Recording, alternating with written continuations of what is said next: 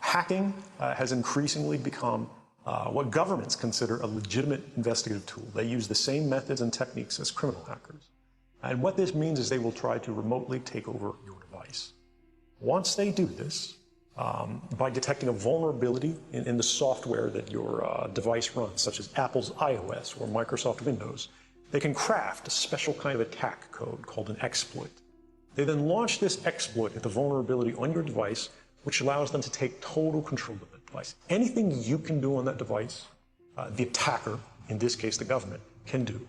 People tend not to take them very seriously and move on from them. But over time, that awareness of wrongdoing sort of builds up, and you feel compelled to talk about it. And the more you talk about it, the more you're ignored, the more you're told it's not a problem, until eventually you realize that these things need to be determined by the public, not by somebody who is simply hired by the government. They can read your email, they can collect every document, they can look at your contact book, they can turn the location services on, they can see anything that is on that phone instantly and send it back home to the mothership. They can do the same with laptops. When you're in positions of privileged access, like a systems administrator for these sort of intelligence community agencies, you're exposed to a lot more information on a broader scale than the average employee. And because of that, you see things that may be disturbing, but over the course of a normal person's career, you'd only see one or two of these instances. When you see everything, you see them on a more frequent basis. And you recognize that some of these things are actually abuses. And when you talk to people about them, in a place like this, where this is the normal state of business, people tend not to take them very seriously from them. But over time, that awareness of wrongdoing sort of builds up. NSA and the intelligence community in general is focused on getting intelligence wherever it can, by any means possible. It believes, on the grounds of sort of a self-certification, that they serve the national interest. Originally, we saw that focus very narrowly tailored as foreign intelligence gathered overseas. Now, increasingly, we see that it's happening domestically. The other prong that we forget so frequently is that in many cases, they don't need to hack our devices. They can simply ask Google for a copy of our email box, because Google saves a copy of that. Everything that you ever typed into that search box, Google has a copy of. Every private message that you've sent on Facebook, every link that you've clicked, everything that you've liked, they keep a permanent record of. And all of these things are available not just to these companies, but to our governments, as they are increasingly deputized as sort of miniature arms of government. And to do that, the NSA specifically targets the communications of everyone. It ingests them by default.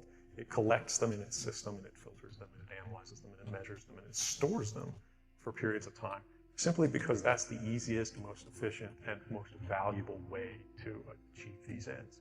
So while they may be intending to target someone associated with a foreign government or someone that they suspect of terrorism, they're collecting your communications to do so. Any analyst at any time can target anyone, any selector anywhere.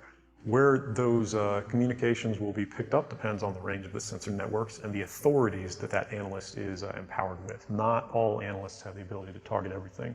I've been a systems engineer, systems administrator, senior advisor for the Central Intelligence Agency, solutions consultant, and a telecommunications information systems officer.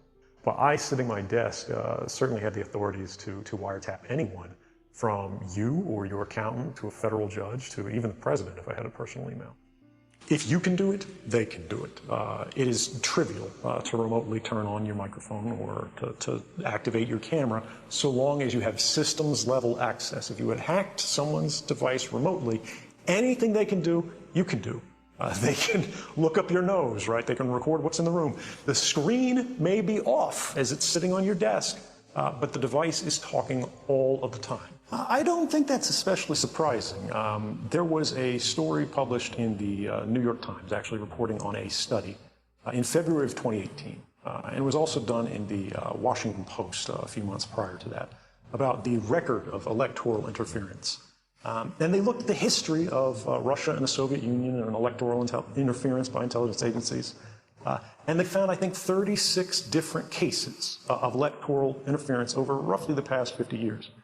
But then they also looked at the United States intelligence services and found that we had interfered in foreign elections 81 different times. Now, this is not to say one is better than the other. It's not about that. It's about budget, it's about capability. I think everyone would agree, probably including the Russian president himself, that he is an authoritarian leader.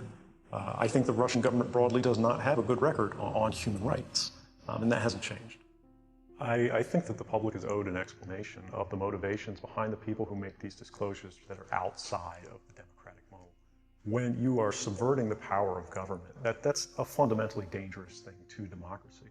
And if you do that in secret consistently, as the government does when it wants to benefit from a secret action that it took, it'll kind of give its officials a mandate to go, hey, tell the press about this thing and that thing, so the public is on our side.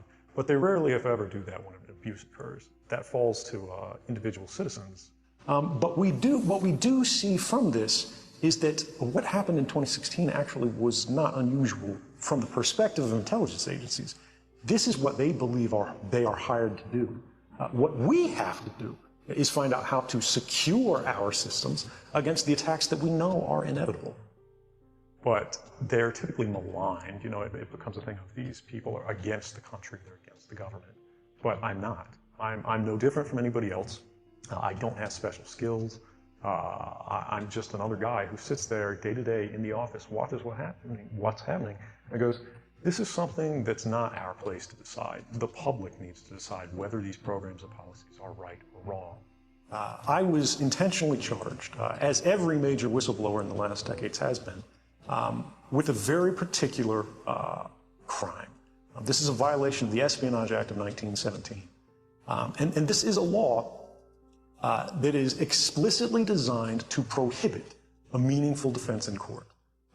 This law is used against people the only thing that they've done, and this is by the government's own terms, the only thing the government accuses people defending themselves against this charge have done is that they have told something to a journalist that the government considers classified.